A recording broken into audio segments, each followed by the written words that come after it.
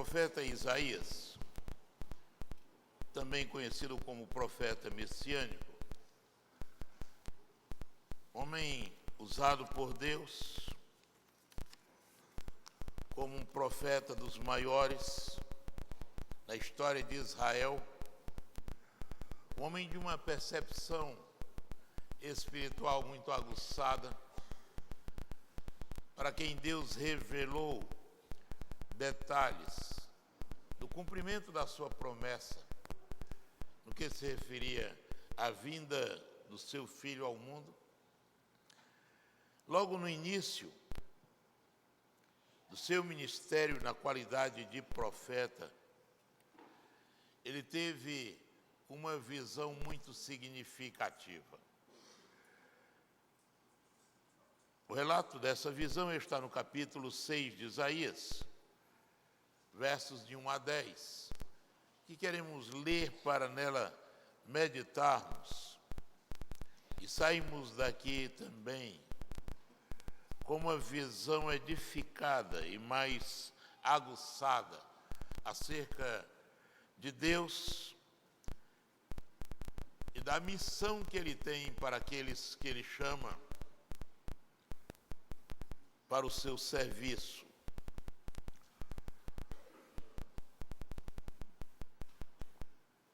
Isaías então diz da sua experiência em uma visão miraculosa, sobrenatural, especial e altamente pedagógica. E ele diz: no ano em que morreu o rei Uzias, eu vi o Senhor assentado sobre um alto e sublime trono, e as orlas do seu manto enchiam o templo. Ao seu redor havia serafins, cada um tinha 6 asas, com 2 cobria o rosto, com 2 cobria os pés, e com 2 voava. E clamavam uns para os outros, dizendo: Santo, Santo, Santo é o Senhor dos exércitos, a terra está cheia da sua glória. E as bases dos limiares moveram-se à voz do que clamava, e a casa se enchia de fumaça. Então disse eu: ai de mim, pois estou perdido, porque sou homem de lábios impuros e habito no meio de um povo de impuros lábios. E os meus olhos viram o Rei, o Senhor dos exércitos. Então vou para mim um dos serafins, trazendo na mão uma brasa viva que tirara do altar com uma tenaz. E com a brasa tocou-me a boca e disse: eis que isto tocou os teus lábios, e a tua iniquidade foi tirada, e perdoado o teu pecado. Depois disto, ouvi a voz do Senhor que dizia: a quem enviarei? E quem irá por nós? Então disse eu: eis-me aqui, envia-me a mim. Disse, pois, ele: vai, e diz a esse povo: ouvis de fato, mas não entendeis, e vedes em verdade, mas não percebeis. Engorda o coração deste povo, e endurece-lhe os ouvidos, e fecha-lhes os olhos, para que esse povo não veja com os olhos, e ouça com os ouvidos, e entenda com o coração, e se converta e seja sarado. Amém? Prezados, esta é uma visão muito ampla que Deus deu ao seu servo logo no início do seu frutuoso ministério na qualidade de profeta.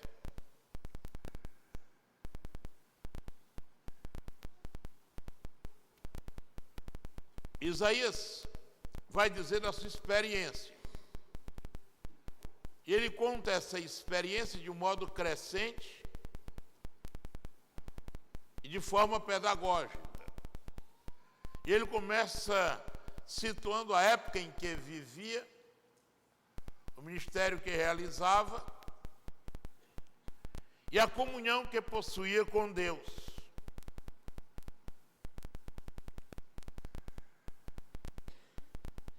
A visão de Deus. Qual é a visão que temos de Deus? Isaías logo vai dizer visão de que Deus ele estava tendo. Não era um Deus feito por mãos humanas. Não era um Deus criação da sua própria mente. Não era um Deus criação dos filósofos da época.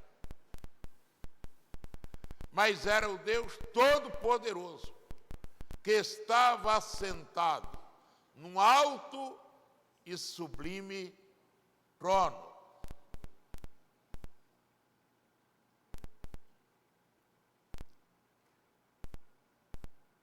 E não só isso, as orlas do seu manto enchiam o templo. Ou seja, o Deus presente em todo lugar. O Deus cuja presença é notada em todos os lugares. Tanto é que o salmista diz, quando eu olho os céus, as estrelas,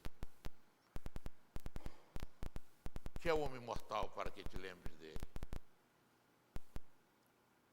O Salmo 108 é a exaltação da visão do rei Davi quanto à grandeza de Deus, mostrando que os céus manifestam a sua glória e o firmamento anuncia a obra das suas mãos. É desse Deus que estamos falando. O Deus único, todo-poderoso, Deus sentado em alto e sublime trono. Deus servido por serafins. E diz, ao redor havia serafins. Não diz quantos. Mas esse Deus é o Deus que merece toda a honra, toda a glória, todo louvor. O Deus que é servido por anjos e serafins e outros seres celestiais por ele igualmente criados. Se Deus soberano não era um Deus que podia ser manipulado, não era um Deus que podia ser enganado, não era um Deus que podia ser olhado de cima para baixo. É Ele que está lá no alto. É dele que emana todo o poder. É essa a visão que você tem de Deus?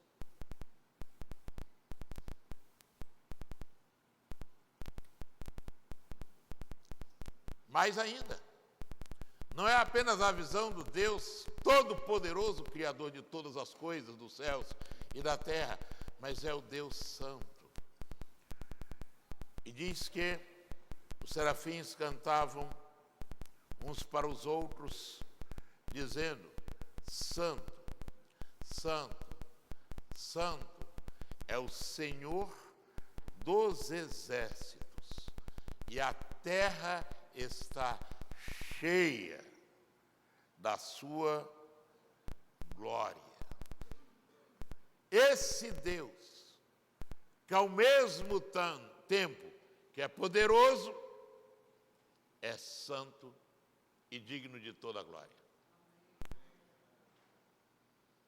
É esse Deus a quem você serve? Esse Deus merece toda a honra, toda a glória. é santo. É santo. E a sua palavra nos ensina que devemos ser santos, porque Ele é santo. Então você não pode ficar querendo se medir com os outros. Deus estabeleceu um parâmetro muito maior para você. Um desafio muito mais elevado. Você deve ser santo, porque Ele é santo. É Deus que em essência é amor, justiça e santidade. Isaías tem essa visão.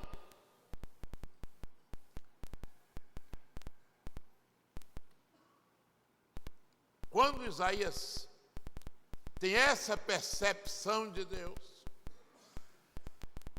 ele cai em si. E aí ele vê a grandeza de Deus, imensurável. Ele vê a glória de Deus. Ele vê o poder de Deus.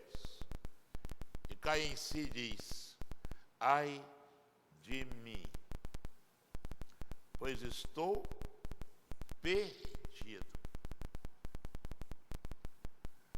Porque eu sou homem de lábios impuros e habito no meio de um povo de impuros lábios.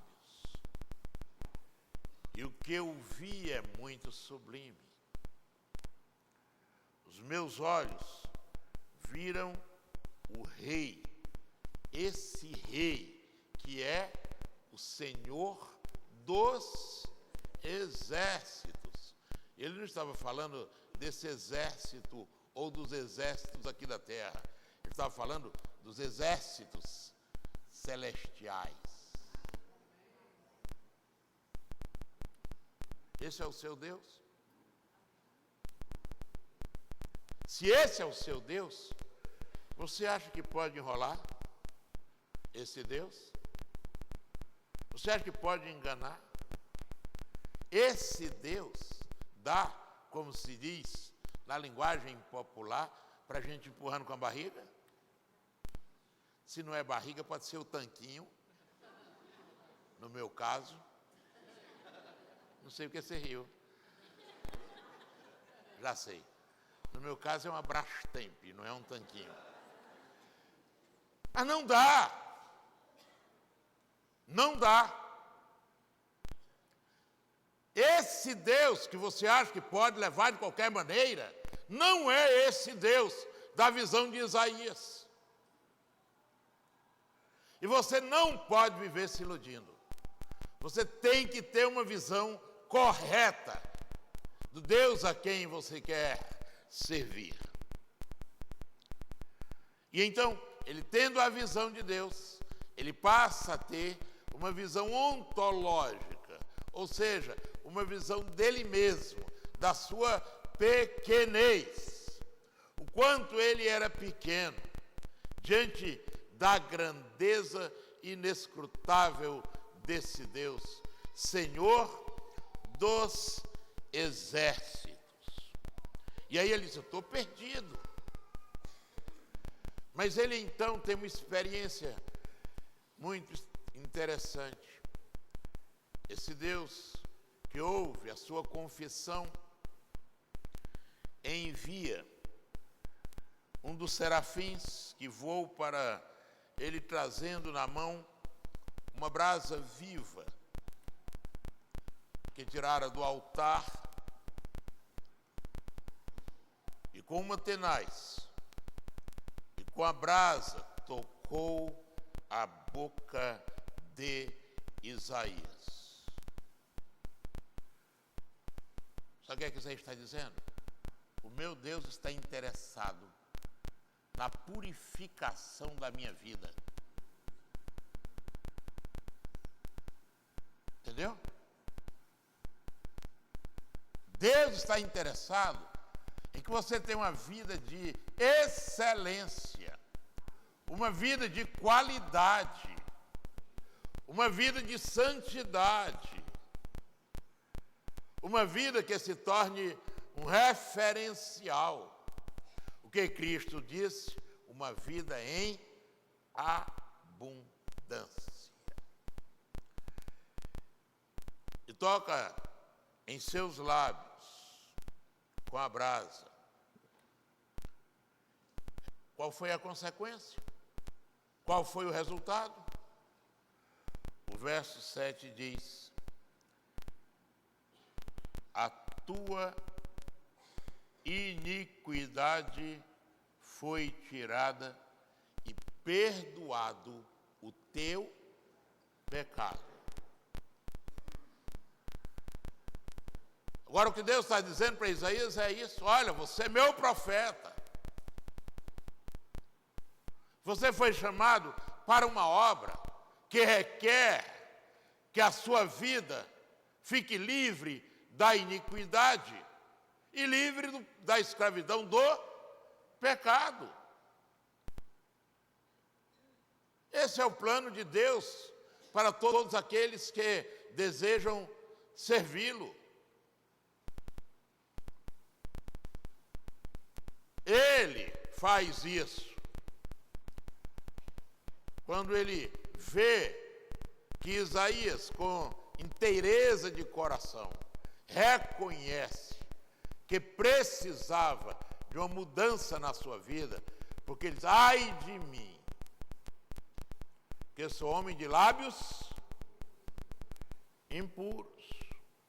Então Deus vai resolver a questão que Isaías levanta e atender o seu desejo diante da sua sincera confissão. Ai de mim, ai de mim. Mas tem muita gente que se acha muito boa, não tem? Ela acha que Deus vai ficar atrás dele a vida toda, ou dela a vida toda. Chega a achar, na prática,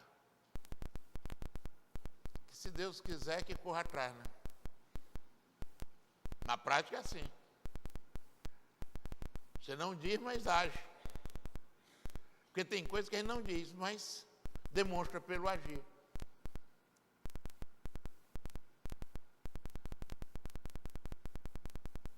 Você acha que um Deus sublime, grande,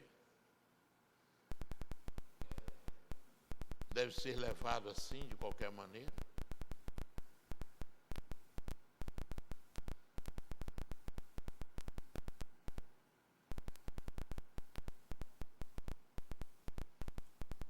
E aí, quando ele tem a visão da sua pequenez e da sua limitação e dos seus problemas, porque tinha lábios impuros, por outro lado, o Senhor purifica, o Senhor retira a iniquidade e o Senhor perdoa os pecados.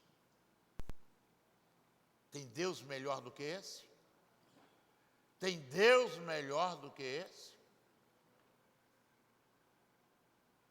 Agora, resolvido o seu problema, a sua visão se amplia e ele tem a visão da grandeza de Deus, tem a visão ontológica, ou seja, a visão da sua realidade existencial. E agora, ao mesmo tempo, ele tem uma visão sociológica. Ele diz: eu sou um homem de impuros lábios. E eu habito aonde? Onde é que ele diz que habita? No meio de um povo de impuros lábios. A consciência dele. Eu habito no meio de um povo de impuros lábios.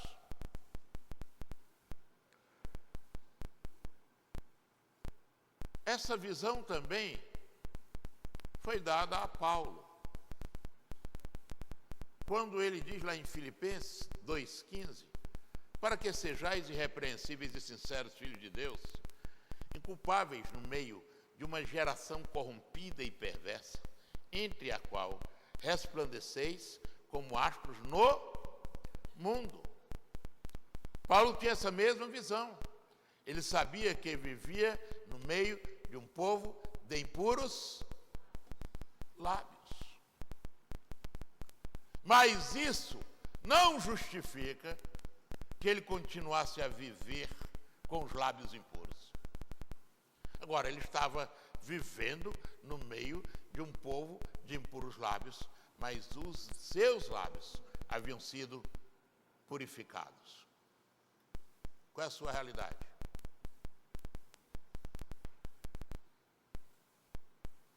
Que todos vivemos no meio de um povo de impuros lábios? Indiscutível. A questão é, e você? E você? Lembre-se que cada um dará conta de quem? De si mesmo. Agora, ele tem a visão de Deus, ele tem a visão dele, ele tem a visão da sociedade em que inserido estava.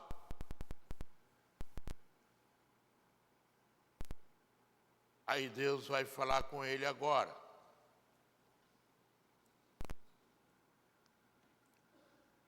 Eu tenho um negócio para falar com você. E a questão é, a quem enviarei?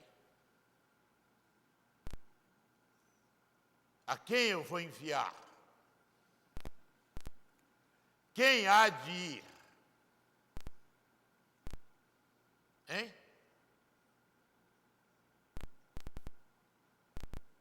Coloque-se no lugar de Isaías. Porque é isso que Deus diz a cada um que chama. Está aí. A quem enviarei? O que é que Cristo disse? Olhem para os campos. Eles são prontos para a ceifa. Mas quem vai? A seara é grande, poucos os ceifeiros. Quem vai?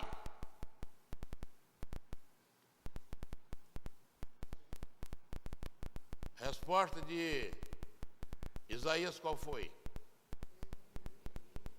Eis-me aqui, envia Jeremias. Estão rindo por quê? Foi isso? Hein? Ah, eis-me aqui, envia Zacarias. Foi? Eis-me aqui, envia Osé, Joel, Amós, Obadias, Jonas, Miqueias e Naum, e me deixa quieto. Foi? Hein? Não! Eis-me aqui, envia-me a mim. Você tem uma visão de quem é Deus? Você tem uma visão de quem você é de fato? Você tem a visão da sociedade em que você está inserido? Então você precisa se colocar nas mãos de Deus para que Ele use você no meio dessa sociedade, para que você brilhe, para que você vá. Está entendendo? É isso que ele vai dizer aqui. Sabe por quê? Acontecia naquela época o que acontece hoje também. Olhem só, e qual era a situação que ocorria na época? Ele diz assim, olha, vai disso aí, ou diz a esse povo, ouvis de fato e não entendeis. Vedes em verdade, mas não percebeis. Olha, sabe o que acontece hoje em dia com esse povo? Esse povo engorda o coração, mas os ouvidos se endurecem, os olhos se fecham,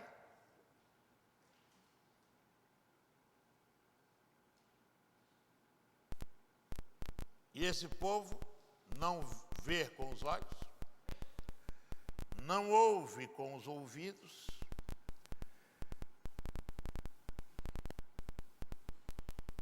e sabe o que é que precisa? Eles precisam duas coisas. Ou ele, o povo, precisa de duas coisas.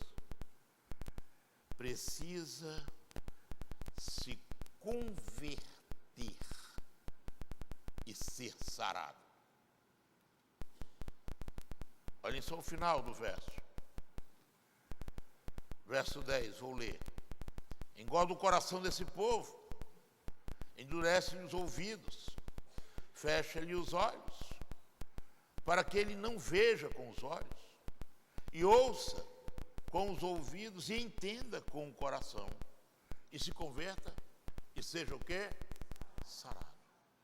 Vocês acham que acontece isso odiernamente ou não? Hein? As pessoas estão ouvindo o Evangelho, gente. Você liga aqui em Vitória, quantas rádios evangélicas tem já? Você liga a rádio, se quiser ouvir o Evangelho, pode escolher. Você vê televisão, se quiser entrar madrugada ouvindo o Evangelho, você ouve. O que não falta aqui, na nossa realidade, são igrejas, verdade ou não? E esse povo está fazendo diferença. E a IEBV faz diferença. E a IEBV não é esse prédio não, a IEBV está sentada aqui agora. E esse povo faz diferença. Essa é a questão.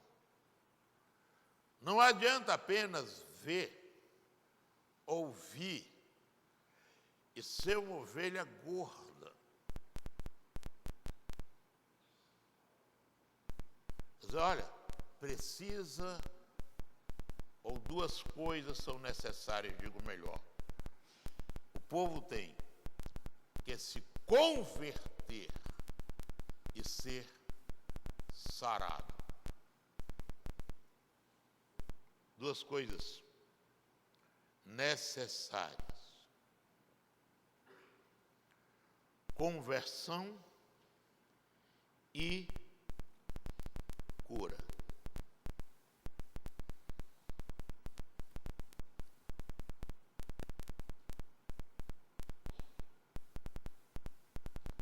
Essas são duas características já na sua vida? São duas características? Você faz parte do povo que já é convertido e sarado? Ou você só faz parte do povo que ouve, que vê,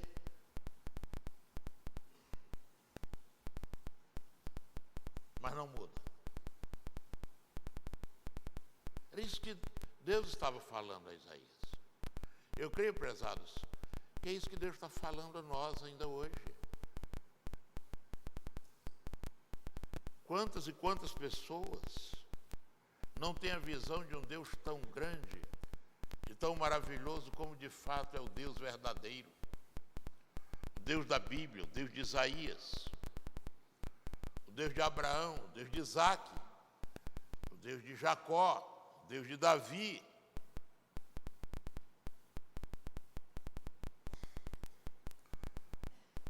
O Deus que continua se revelando aos homens.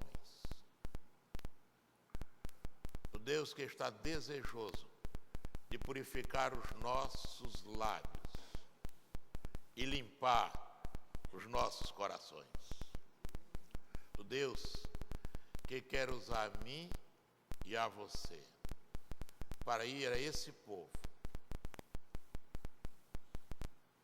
que vê, mas não enxerga, que ouve, mas não entende, e que está necessitado de salvação e cura. Que seja você um instrumento nas mãos de Deus, como Isaías, durante a sua geração o foi. E que Deus nos abençoe. Amém? Fique em pé, vamos orar.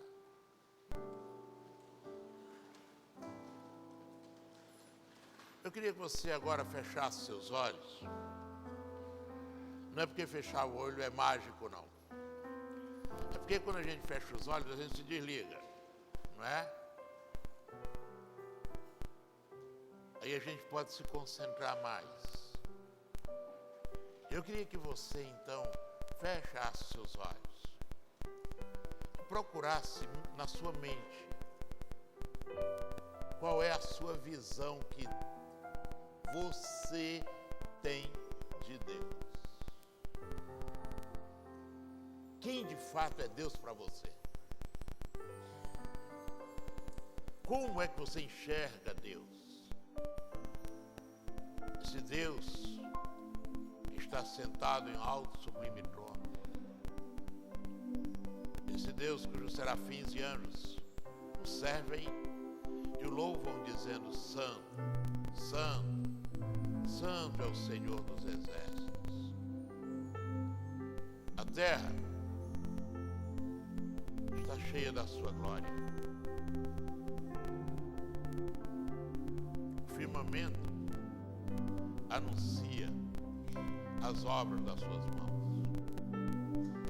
Esse Deus que está interessado em nos dar um toque que purifique os nossos lábios e que limpe os nossos corações. Esse Deus que quer que eu e você sejamos instrumentos abençoadores